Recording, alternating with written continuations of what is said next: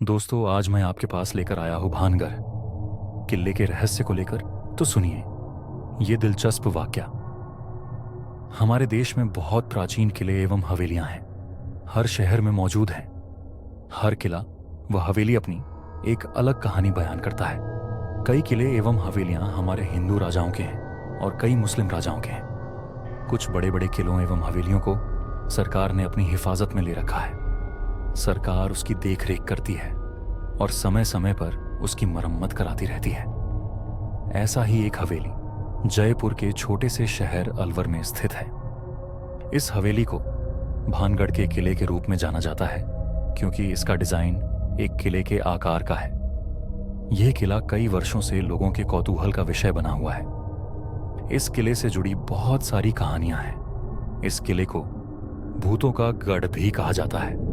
ऐसा माना जाता है कि इस किले पर एक श्राप है जिसकी वजह से यहां पर भूतों का निवास है।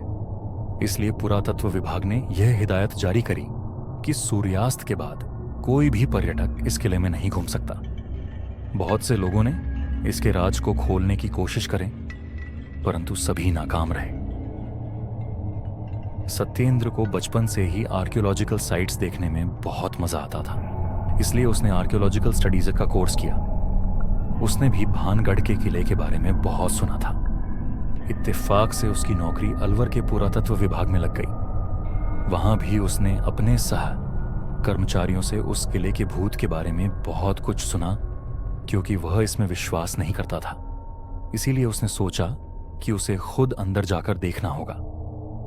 एक रात जब सत्येंद्र की ड्यूटी किले के बाहर थी तो उसने सोचा कि आज ही अच्छा मौका है, वह अंदर जा सकता है। वह रात के अंधेरे में चौकीदार की नजरों से बचते बचाते किले के अंदर पहुंच गया। रात बहुत गहरा गई थी। उसने टॉर्च जलाई और किले के अंदर चल पड़ा। रात के समय किला बहुत ही भयानक लग रहा था। वह धीरे धीरे किले के अंदर घुस गया। अब वह किले के उस हिस्से में खड़ा था जहां पर सबसे सुंदर नक्काशी का काम हो रखा था। उसने किले की दीवारों पर टॉर्च मारी। तभी उसे यह एहसास हुआ कि किले की दीवारें खुद ब खुद जगमगा रही हैं। यह देख वह बहुत हैरान हुआ कि दीवारों के अंदर से खुद ही रोशनी निकल रही थी। उसने दीवारों के नजदीक जाकर उन्हें छूने का प्रयास किया तो उसको एक जबरदस्त झटका लगा। काफी समय तक उसके हाथों में जलन होती रही। तभी उसे थोड़ी दूर से घुंघरुओं की आवाजें में आने लगीं। वह ध्यान से उस आवाज का पीछा करते हुए उस तरफ चल पड़ा। वह आवाज उसे एक बहुत बड़े कमरे की तरफ ले गई जो उस जमाने में राजा का मुख्य महल हुआ करता था। जब वह उस महल के अंदर घुसा तो वहां का नजारा देखकर हैरान रह गया। पूरा महल रोशनी से जगमगा रहा था। चारों तरफ दिए ही दिए जल रहे थे। सबसे चौंकाने वाली बात यह थी कि उसे उस महल में लोग दिखाई दे रहे थे। बहुत सारी दासियां वहां घूम रही थी। पूरे महल को एक दुल्हन की तरह सजा रखा था। ऐसा लग रहा था मानो किसी की शादी का फंक्शन चल रहा हो। सत्येंद्र ने जब वहां लंबे चौड़े पहलवान जैसे सिपाही देखे तो उन्हें देख वह डर गया और एक खंभे के पीछे छुप गया। तभी एक पहरेदार ने राजा और रानी के आने की घोषणा की।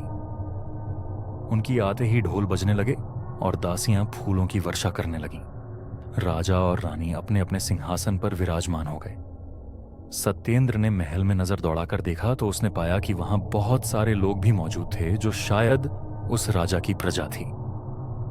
राजा के सिंहासन के सामने बहुत सारे छोटे सिंहासन थे जिन पर बहुत से मंत्री बैठे हुए थे।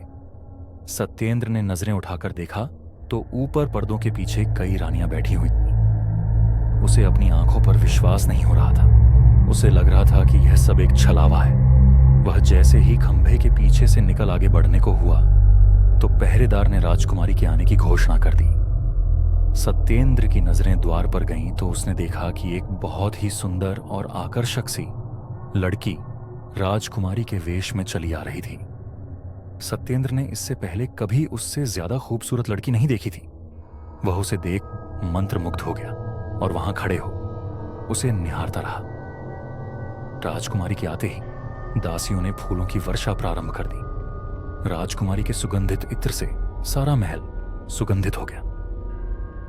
कुछ ही पलों में पहरेदार ने किसी राज्य के राजकुमार के आने की घोषणा करी। उस राजकुमार के आते ही सब उठ खड़े हुए। और फिर से दासियों ने उस पर फूलों की वर्षा करी। सत्येंद्र को अब सब समझ में आ गया था। उस दिन राजकुमार और राजकुमारी का विवाह होने वाला था। उसे अभी भी यही अनुभव हो रहा था कि ये सब जो उसे दिख रहा है वह एक छलावा है, पर वह उस राजकुमारी के रूप सौंदर्य से इतना मोहित हो गया था कि वहां खड़े होकर उसे कुछ देर और देखना चाहता था। शादी की रस्में प्रारंभ होने जा रही थी। राजकुमार और राजकुमारी दोनों एक दूसरे के आमने सामने वरमाला लिए खड़े थे। पुरोहित के आग्रह पर राजकुमारी जैसे ही राजकुमार को वरमाला पहनाने वाली थी कि कुछ सिपाहियों ने सत्येंद्र को घेर लिया और शोर मचा दिया। सबका ध्यान खंबे के पीछे खड़े सत्येंद्र पर पड़ा। शादी की रस्मों को रोक दिया गया। सिपाही सत्येंद्र को खींचते हुए बाहर निकाल लाए। सत्येंद्र चीख कर कह रहा था, तुम सब लोग एक झूठ हो, छलावा हो। मैं तुम्हारे इस छलावे में नहीं आऊंगा। मुझे छोड़ दो और मुझे जाने दो। तो यही है वह जिसकी निगाह हमारी राजकुमारी पर थी, राजा ने अपनी तलवार उठाते हुए कहा। हाँ महाराज, यही है वह मनुष्य। खंभे के पीछे खड़े होकर हमारी राजकुमारी को देख रहा था। अब आप हुक्म दीजिए, इसके साथ क्या करना है? मंत्री बोला। अरे आप यह कैसे कर सकते हैं? अब सब लोग तो अब हैं ही नहीं। अब सब तो मरे हुए लोग हैं। मरे हुए कैसे किसी को मार सकते हैं? सत्येंद्र ने चिल्लाकर बोला। तभी एक सिपाही ने सत्येंद्र पर कोड़े बरसाने शुरू कर दिए। महाराज से चिल्लाकर बात करता है। सिपाहियों, इसे ले जाओ और जलती अंगारों में फेंक दो। यही इसका अंजाम होगा, राजा ने अपने सिपाहियों को हुक्म देते हुए कहा। तभी राजकुमारी बीच में बोल पड़ी।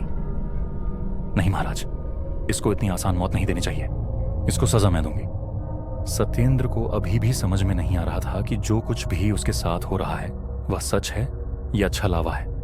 उसे लगा कि यदि वह किसी तरह इस महल से बाहर कदम रख ले तो वह बच सकता है। तभी उसने सिपाहियों को धक्का देते हुए मुख्य द्वार की तरफ भागने की कोशिश करी, पर वह असफल रहा। सिपाहियों ने उसे फिर से पकड़ लिया और इस बार बेड़ियों में जकड़ दिया। उसने राजकुमारी को अपनी तरफ आते हुए देखा। वह हाथ जोड़कर खड़ा हो गया। मुझे क्षमा कर दो, मुझे जाने दो। तुमने जो किया है वह पाप है और पाप की माफी नहीं होती, उसकी सिर्फ सजा होती है, राजकुमारी गुस्से से बोली। फिर राजकुमारी ने सिपाहियों से उस पर खूब कोड़े बरसवाए। वह चीखता रहा और सिपाही कोड़े मारते रहे। उसे अपने ऊपर बहुत गुस्सा आ रहा था कि क्यों वह इस किले का राज जानने यहां आ गया, क्यों उसने अपने सहयोगियों की बात नहीं मानी। सदियों से मैं राजकुमार से विवाह करने की राह देख रही थी। आज वह शुभ घड़ी आई थी, पर तुम जैसे दरिंदे ने आकर फिर से रंग में भंग डाल दिया। पर आज मैं तुम्हारी यह चाल कामयाब नहीं होने दूंगी। आज मैं यह विवाह संपन्न करके ही रहूंगी। आज मुझे कोई नहीं रोक सकता। सिपाहियों, गर्म लोहे की सलाखें लेकर आओ। इसकी नजर जब से मुझ पर पड़ी है तब से हमारे महल का अनर्थ ही हुआ है।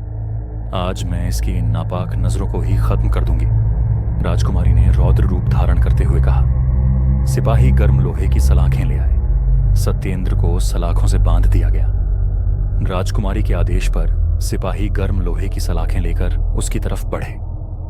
वह झटपटाने लगा, पर क्योंकि उसको बांध रखा था इसलिए वह कुछ नहीं कर पा रहा था। सिपाहियों को अपनी तरफ बढ़ते देख सत्येंद्र के हाथ पैर फूल गए। वह पसीने से भीग गया।